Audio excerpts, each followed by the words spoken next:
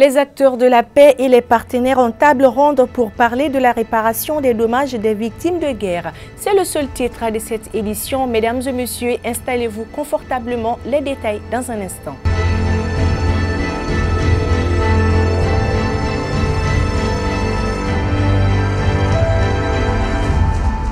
Ravi d'être avec vous, mesdames et messieurs. Bonsoir et bienvenue dans ce journal. La réparation, une voie vers la réconciliation et la stabilisation pour une paix durable est le thème de la conférence internationale sur la justice transitionnelle qui durera 2 jours à l'école de maintien de la paix. Le ministre de la Réconciliation nationale a présidé ce matin la cérémonie d'ouverture. Sambi Wologem et Aboubakar Traoré pour le reportage. Cette conférence internationale sur la justice transitionnelle est un moment de partage d'expériences entre les commissions Vérité, Justice et Réconciliation et les autres acteurs de la paix en vue de dégager des pistes pour la résolution des crimes odieux commis en temps de crise. La réparation des victimes de graves violations des droits de l'homme est au cœur du mandat de la CVG. C'est pour cette raison que notre commission a préparé de manière très inclusive et participative une politique de réparation en faveur des victimes avec un avant-projet de loi irrélatif. En effet, comme tous les travaux de la CVG, la politique de réparation est le fruit d'une concertation sociale, d'un dialogue avec les communautés de notre pays dans toutes les régions.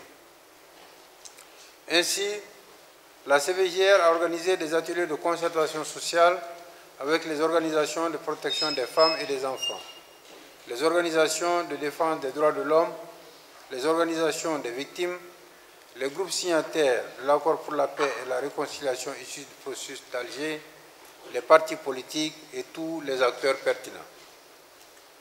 De plus, la politique de réparation a fait l'objet d'un grand atelier national de validation organisé par le ministère de la Réconciliation nationale.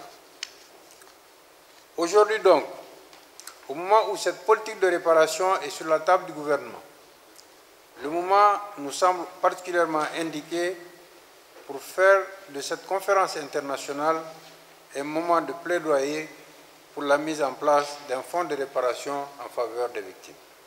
ONU Femmes, l'entité des Nations Unies pour l'égalité des genres et l'autonomisation des femmes, depuis 2016, accompagne la CVGA pour assurer un appui technique et financier à la mise en œuvre du plan d'action de la sous-commission genre, dont l'objectif est d'assurer l'approche genre d'une manière transversale à tous les axes d'intervention de la CVGA, notamment les prises de position les prises de déposition des victimes, les enquêtes non judiciaires, les audiences publiques, l'élaboration de la politique de réparation, la rédaction de la stratégie de mémoire, la rédaction du rapport final et les recommandations pour garantir la non-répétition. L'élaboration du document de politique de réparation a obéi à un processus inclusif et participation dont les femmes, les hommes et les jeunes ont pris part. Selon le représentant du représentant spécial de l'ONU au Mali, rendre hommage aux victimes de la crise est une chose essentielle pour le développement d'un pays. Au sortir d'un conflit, la réparation de préjudices subis est un des éléments essentiels pour rendre justice aux victimes des violations des droits de l'homme. Cela se traduit généralement et concrètement par la mise en place d'un programme de réparation dont les fondements se trouvent dans les normes internationales des droits de l'homme et les meilleures pratiques en la matière.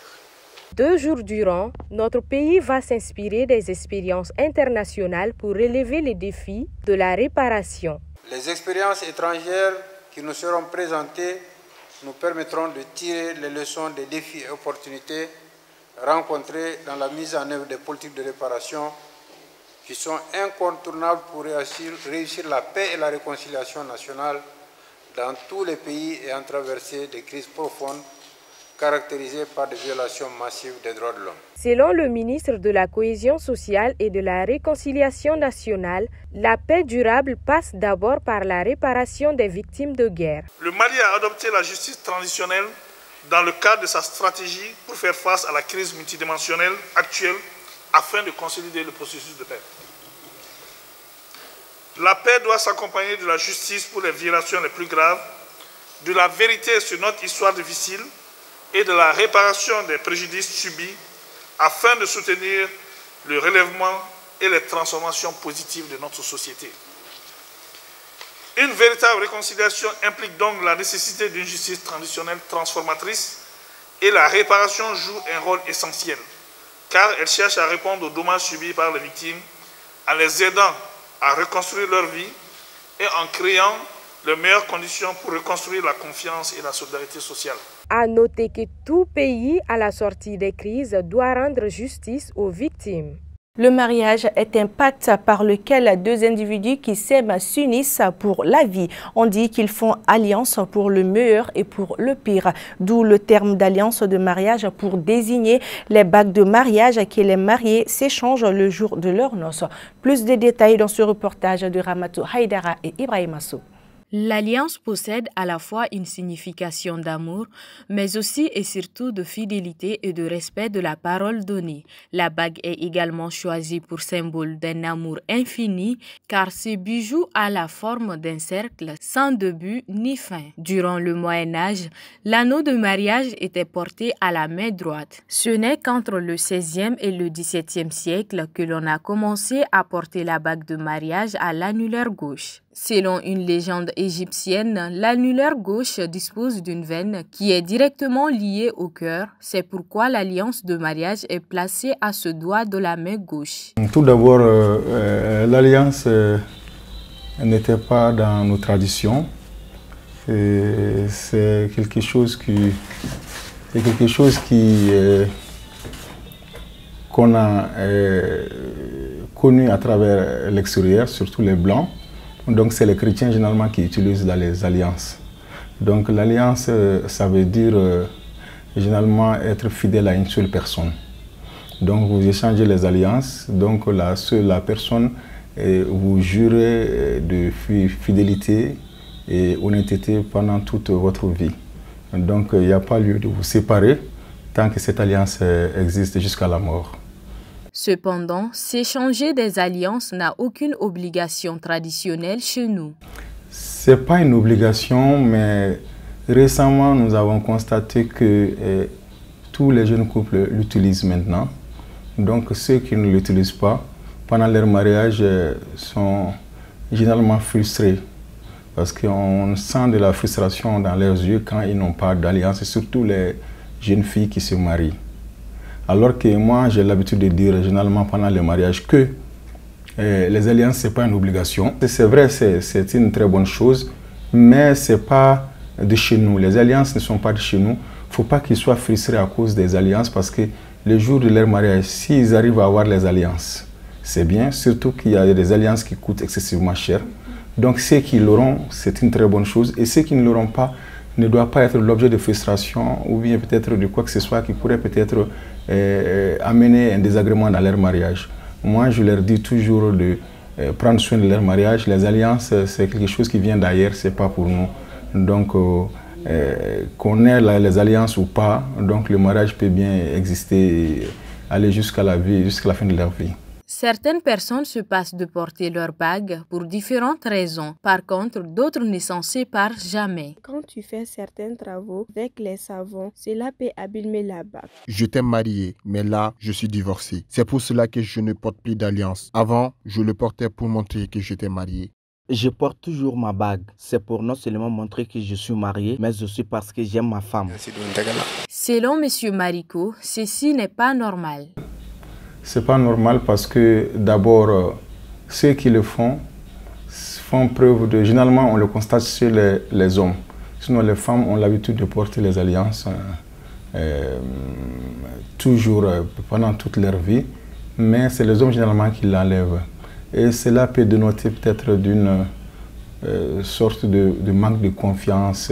Sinon, peut-être de tromperie à l'égard d'autres femmes pour dire que soit je ne suis pas marié ou bien peut-être que je suis à la conquête d'une autre femme que je pourrais prendre pour au moins se seconder ou bien tripler peut-être mon épouse, quoi. Okay. Avez-vous un dernier mot? Dans certains pays d'Europe, comme en Russie, en Royaume-Uni, en Pologne ou en Allemagne, il est encore d'usage de porter son alliance à la main droite. Cela peut aussi signifier parfois que la personne est veuve. Aujourd'hui, les alliances sont le plus souvent fabriquées dans les métaux précieux, en or ou en platine. Elles peuvent parfois être ornées de diamants. Elles symbolisent alors la force de l'union, son caractère unique et éternel. Chers téléspectateurs, à présent, l'actualité hors de nos frontières avec Aminata Koumari.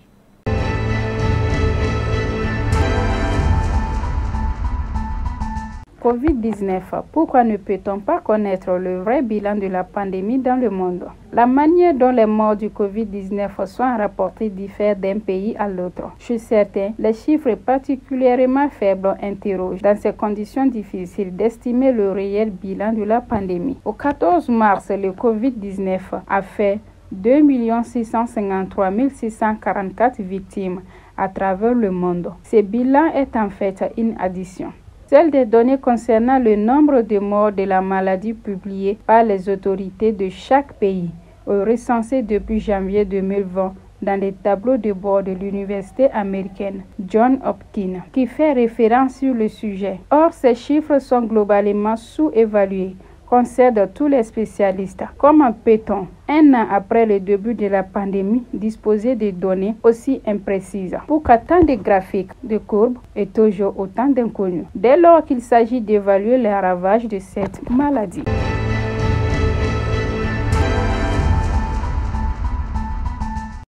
Mahamat Saleh Anadifa, nouveau patron de l'ONU pour l'Afrique de l'Ouest. Le diplomate tchadien quitte Bamako et la MINUSMA pour devenir le chef du bureau des Nations Unies pour l'Afrique de l'Ouest et le Sahel. La double information circulait depuis un mois dans les couloirs du siège de l'ONU à New York. Elle est désormais presque officielle depuis l'adoption début mars par le Conseil de sécurité. Des propositions de nomination soumises par le secrétaire général Antonio Guterres. Le Tchadien Mahamat Saleh Anadif, âgé de 64 ans, cédera le 1er avril son poste bamakois de représentant spécial et de chef de la MINUSMA au Mauritanien El Gassim Wan et occupera à compter de cette date celui de représentant spécial chef du bureau des Nations Unies pour l'Afrique de l'Ouest et le Sahel, basé à Dakar.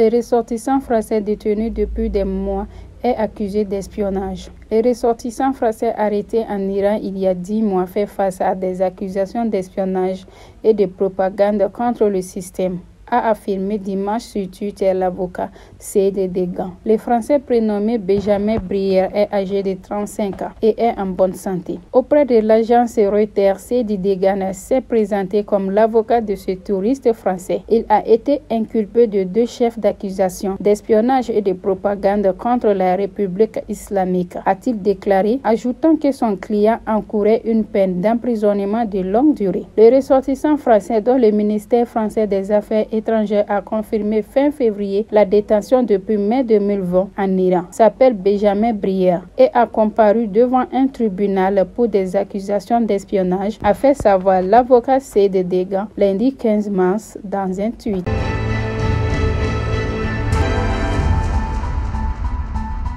L'association Kanouba Nyuma, qui est une organisation fédératrice à l'autogare, a tenu ce samedi 13 mars sa lecture coranique qu'elle organise chaque année. Son objectif est de permettre aux commerçants issus de l'autogare de parler d'une même voix à travers le Saint-Coran. Issa Djekpile avec la voix de Aminata Koumari dans ce reportage.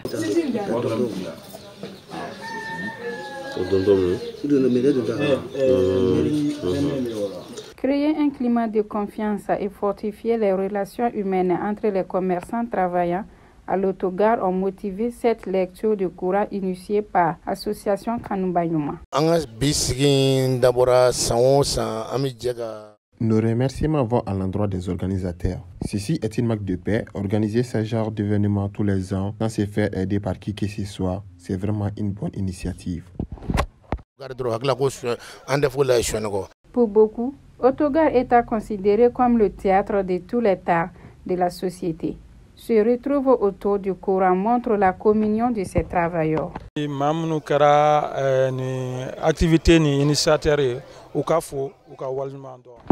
Nous sommes ici pour la lecture du Coran qui se tient chaque année à l'Autogare et c'est là depuis 2014. L'objectif principal derrière la création de cette association, c'est surtout montrer à ceux qui pensent qu'il ne se passe rien de bon à l'Autogare que nous aussi on peut faire quelque chose de bon.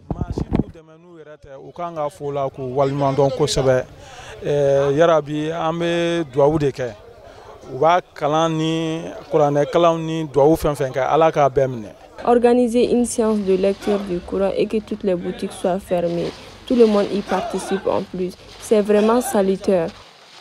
La mobilisation des membres de son association, les prêcheurs et leaders religieux pour la réussite de cet événement annuel depuis plus de 7 ans est félicitée par le président.